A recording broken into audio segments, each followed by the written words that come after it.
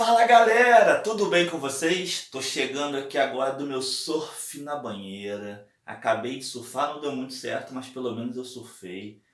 Vou deixar minha prancha aqui.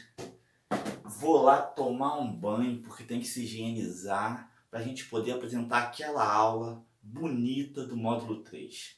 Tá bom? Fala galerinha, tudo bem com vocês? Agora tô de banhozinho tomado, higienizado e vamos para a aula de hoje. A aula de hoje a gente vai começar a falar sobre construção de mapas. Vamos lá. Primeira coisa que acontece aqui, a gente fica na dúvida, o que é cartografia? Tem alguma ligação com geografia? Para que serve? Qual a sua utilidade na prática? Essa cartografia parece uma palavra difícil, mas não é. Vejamos aqui, ó. É a técnica de confeccionar mapa. Ou seja, a especialidade para confeccionar mapa é o cartógrafo. Então ele vem da cartografia. Quando você consegue confeccionar esses mapas, quando você consegue elaborar esses mapas, você consegue ter o domínio. E ele, durante muito tempo, esses mapas foram um domínio para poder chegar a novos territórios, para poder buscar alimentos e assim por diante. E agora a gente vai falar um pouco do histórico desse processo de mapas, como foi esses mapas foram evoluindo no decorrer do tempo. Primeiro, a cartografia como instrumento de representação dos lugares.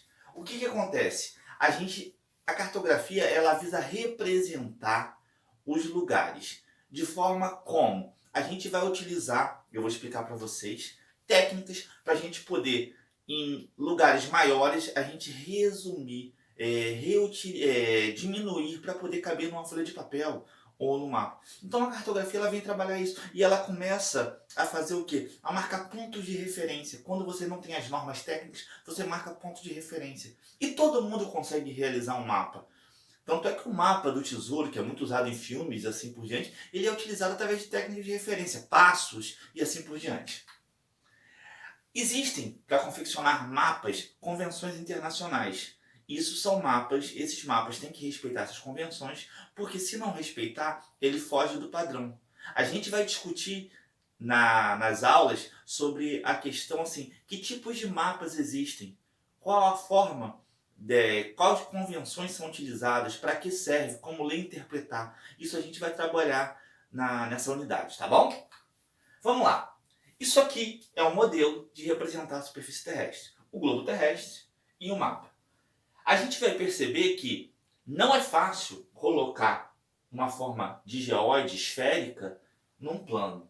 E a gente vai discutir isso. Mas aqui eu estou mostrando duas formas de a gente representar o nosso planeta. Tá bom? Primeiro mapa. Eu trago aqui a evolução dos mapas. O mapa na pré-história. Você vai ver aqui um mapa em pedra e o outro aqui está representado. Você percebe que são dados extremamente para a sua sobrevivência, tá? Mas é o primeiro mapa que surgiu. Aqui vem a evolução, na Idade Antiga. Olha como é que eles já vão evoluindo um pouco. Tem um pouco mais de desenho, um pouco mais de riqueza de detalhes. Por quê? As coisas vão se desenvolvendo. Aqui você tem a noção de que a Terra é esférica, você já começa a trabalhar latitude e longitude e assim por diante. Na Idade Média, tudo se perde. Por que tudo se perde? Não, não é que tudo se perde. A igreja assume o poder e começa a questionar a esfericidade da Terra. Então todos aqueles estudos param e eles começam a divulgar que a Terra é plana. Então houve um retrocesso nesse período aqui referente à confecção de mapas. Já na idade de hoje, você nota que há uma grande evolução. Você consegue ter mapas de acesso virtual. O Google Maps é um exemplo disso. E aí você vê fotos aéreas, aqui ó, funcionamento remoto, fotos digitais. Você nota realmente essa grande evolução que tem aí.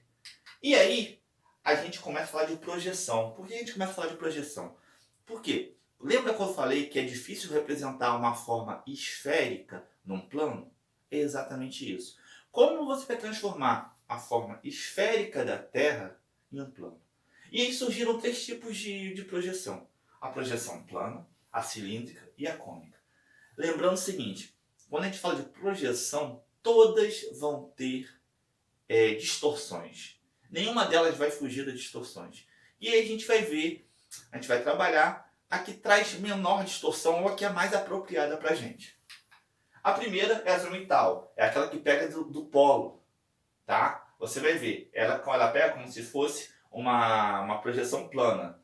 Esse símbolo aqui é muito utilizado nas Nações Unidas. Você vai perceber que ela pega só a parte plana, tá bom? A segunda é a cilíndrica. E aí você vai perceber aqui no mapa de distorção como ela distorce muito os polos. Ela também é bastante utilizada, mas você nota que ela há uma distorção nos polos.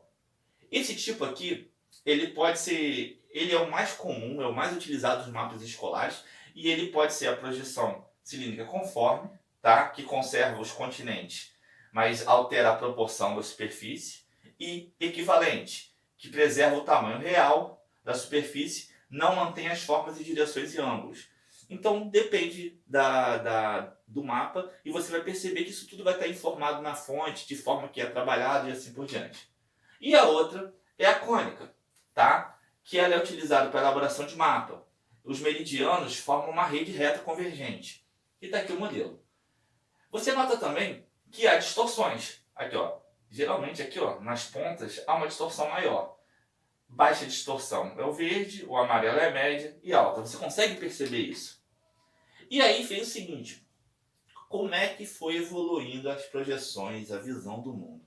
Tem a projeção de Mercator, que foi muito utilizada nas grandes navegações, tá? Ele trabalha muito com a projeção cilíndrica e conforme, tá? Tem a projeção de Peters, que ele trabalha mudando um pouco, você nota que há bastante distorções aqui. Ele mantém aqui a proporção das terras e a projeção dele é cilíndrica equivalente. Tem aqui a ITOF, tá? O formato elíptico, e tem essa aqui, que é a projeção de Gould, que ela não é muito utilizada. Ela faz uma coisa de equivalência assim por diante, tá? E aqui é a anamorfose. O que é isso, professor? É quando você constrói um mapa de acordo com um tema, de acordo com uma característica daquele lugar. Exemplo, você tem o mapa dos Estados Unidos, tá? Aí se você coloca assim, mapa do mundo, você tem o mapa do mundo, um exemplo melhor. Mapa do mundo de acordo com a economia. E os países que tiverem a maior economia, eles vão ser maiores. Que é esse exemplo aqui, ó. Você anota que as maiores economias acabam distorcendo.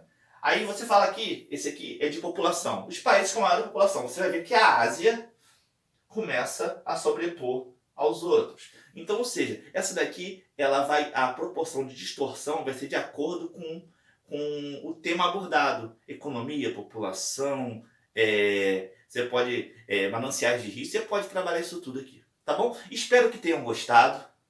Até a próxima aula. Um forte abraço e Deus abençoe vocês.